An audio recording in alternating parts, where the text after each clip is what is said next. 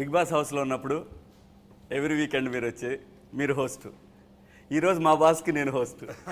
Okay, nice nice. చాలా happy feeling అండి. But Shivaji, ఇది మన నా సామరంగం మొదలు పెట్టే ముందు ఐ వాంట్ టు ఆస్క్, బాగా బిగ్ బాస్ తర్వాత ఎలా ఉంది life? I'm missing Bigg Boss అండి. అవునా? అంటే ఒక రియాలిటీ నుంచి మళ్ళీ రెగ్యులర్ లైఫ్లోకి వచ్చినట్టుందండి. అంటే అబద్ధాలు మాట్లాడుకుంటా, అరుచుకుంటా, ఫోన్లో ఎమోషన్ ఫీల్ అవుతా, ఏదో గ్రీడీ, అవన్నీ కట్ ఆఫ్ కదా అక్కడ? అవన్నీ కట్ ఆఫ్ అండి. ఆ డిస్టర్బెన్స్ అన్ని కట్ ఆఫ్. నేను బతుకున్నంతకాలం బిగ్ బాస్ని ప్రమోట్ చేస్తూనే ఉంటాను సార్. చాలా గ్రేట్ షో అండి. నేను అక్కడ ఉన్నప్పుడు చెప్పాను, ఇక్కడికి వచ్చినాక కూడా చెప్తున్నాను. ఇప్పుడు నేను ఇంటర్వ్యూలకు వెళ్ళినా కానీ ఇదే మాట, బిగ్ బాస్ గురించి ఎవడన్నా మాడితే మాత్రం వాడు ఎంత పెద్దోడైనా ఐ డోంట్ కేర్.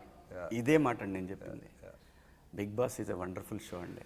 నాకు బిగ్ బాస్ షో హోస్ట్ చేస్తూ మొదలుపెట్టిన తర్వాత నేను ఏం చేశానంటే, దాంట్లోంచి ప్రతిరోజు చేయలేము, సండే మాత్రం ఫోన్ కట్టేస్తున్నా.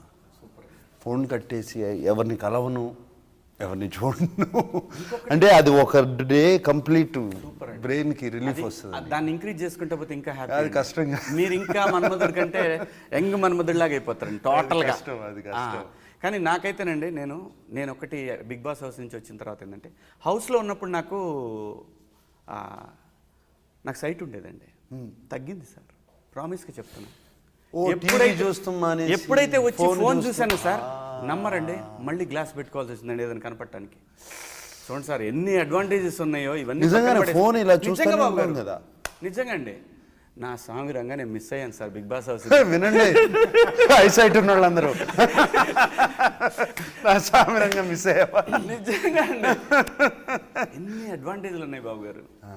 నిజంగా నేను నరేష్, నేను హంబుల్ రిక్వెస్ట్ చేస్తున్నా, ఆర్టిస్టులు ఎవరైనా అవకాశం ఇస్తే మాత్రం బిగ్ బాస్ కనీసం 4-5 వారాలైనా ఉంటారండి.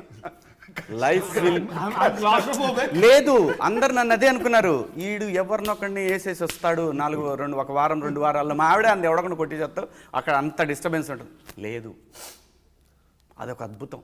కాదు భయ్య, ప్రమోట్ చేయడానికి లోపలికి వెళ్ళానా, ఆ అరగంటే నాకు గుండె పట్టేసి పీకేసి, ఆమె క్లాస్ట్రోఫోబిక్ అండ్ నాకు అసలు అంటే ఏమో మరి ఆ అరగంట కూడా నాకు చాలా కష్టంగా ఉంది.